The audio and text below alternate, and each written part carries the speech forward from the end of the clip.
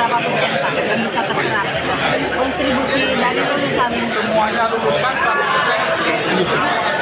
Ya. Semuanya diserap oleh industri. Oleh karena itu setiap event seperti ini kami melakukan MOU. Tidak hanya di sini, di luar negeri juga kami melakukan MOU. Jadi semuanya kami tentu ada tenggat waktu sampai 3-4 bulan, ya.